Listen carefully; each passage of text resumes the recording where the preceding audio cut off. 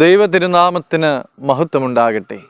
ഏവർക്കും ഹെർമിറ്റ്സ് ടോക്സിലേക്ക് സ്വാഗതം.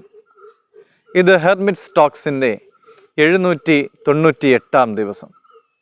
ഇന്നത്തെ പ്രഭാത ചിന്തയ്ക്കായി തിരഞ്ഞെടുത്തിരിക്കുന്ന വേദഭാഗം 46 സങ്കീർത്തനം 10 തിരുവചനമാണ്. മിണ്ടാതിരുന്ന് ഞാൻ ദൈവമെന്ന് അറിഞ്ഞുകൊള്ളുവിൻ. ജീവനുള്ള ഒരു വ്യക്തിയുടെ ഫോട്ടോ ആദ്യമായി എടുത്തത് 1838 ലൂയിസ് ഡാറുഗയാണ്. പാരീസിലെ ഒരു വിശാലമായ തെരുവിൽ നിൽക്കുന്ന ഒരാളെയാണ് ചിത്രീകരിച്ചത്. ആ തെരുവിൽ വണ്ടികളും കുതിരകളും കാൽനട യാത്രക്കാരൊക്കെ ഉണ്ടായിരുന്നിട്ടും ആ ചിത്രത്തിൽ ഇയാൾ മാത്രമേ പതിഞ്ഞുള്ളൂ. അതിനൊരു കാരണമുണ്ട്. ഒരു ഫോട്ടോ പ്രോസസ്സ് ചെയ്യാനുള്ള എക്സ്പോഷർ ടൈം 7 മിനിറ്റാണ്.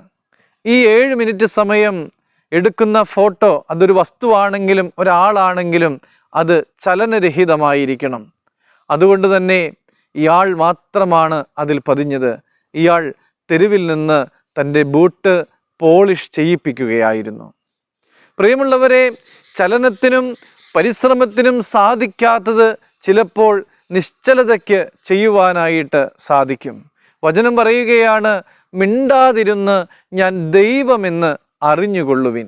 ജാതികൾ ക്രുദ്ധിച്ചാലും ഭൂമി മാറിപ്പോയാലും മിണ്ടാതിരുന്ന് അവനിൽ ആശ്രയിക്കുന്നവന് കഷ്ടങ്ങളിൽ അവൻ ഏറ്റവും അടുത്ത തുണയായിരിക്കും.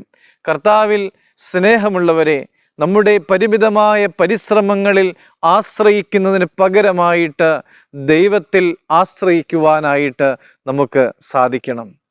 നമുക്കിങ്ങനെ പ്രാർത്ഥിക്കാം.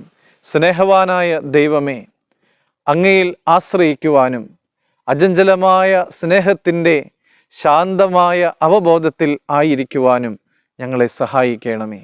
ദൈവം എല്ലാവരെയും അനുഗ്രഹിക്കട്ടെ.